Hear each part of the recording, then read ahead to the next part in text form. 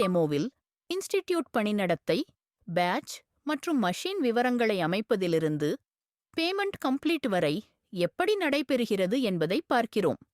Institute டேஷ்போர்ட்ல bending update பகுதியில் உள்ள enrolments பட்டியலில் இன்னும் பேட்ச் மற்றும் மஷின் விவரங்கள் சேர்க்கப்பட வேண்டிய மாணவர்கள் காணப்படுகிறார்கள். ஒவ்வொரு மாணவருக்கும் பேட்ச் பகுதியில் பேட்ச் நம்பர் ஐ தேர்வு செய்து அதன் பிறகு மஷின் நேம் மற்றும் மஷின் நம்பர் ஆகியவற்றை உள்ளிடலாம். இந்த விவரங்கள் அப்டேட் செய்யப்பட்டதும் அந்த என்ரோல்மெண்ட்ஸ் தானாகவே பெண்டிங் பேமெண்ட் பகுதியில் நகர்த்தப்படும். இதற்கு கூடுதலாக இன்ஸ்டிடியூட் சிஎஸ்வி மூலம் தகவல்களை நிர்வகிக்கும் வசதியும் உள்ளது.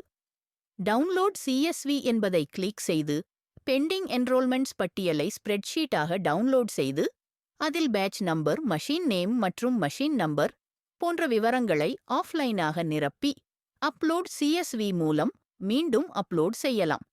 அப்லோட் செய்யப்பட்ட பிறகு அந்த விவரங்கள் போர்ட்டலில் தானாக அப்டேட் செய்யப்படும். விவரங்கள் சரியாக உள்ளதா என்பதை சரிபார்த்த பிறகு கட்டணம் செலுத்த வேண்டிய மாணவர்களை இன்ஸ்டிடியூட் தேர்வு செய்கிறது மற்றும் ப்ரீவியூ என்பதை கிளிக் செய்கிறது.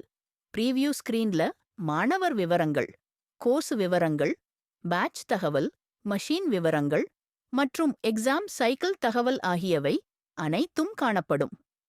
அனைத்து தகவல்களும் சரியாக இருப்பதை உறுதிப்படுத்திய பிறகு ப்ரொசீட் டு பேமெண்ட் என்பதை கிளிக் செய்கிறோம்.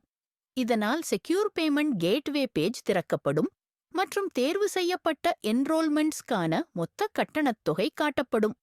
இங்கு credit card, debit card, net banking அல்லது யூபிஐ போன்ற பேமெண்ட் மெத்தட்களை பயன்படுத்தி கட்டணம் செலுத்தலாம்.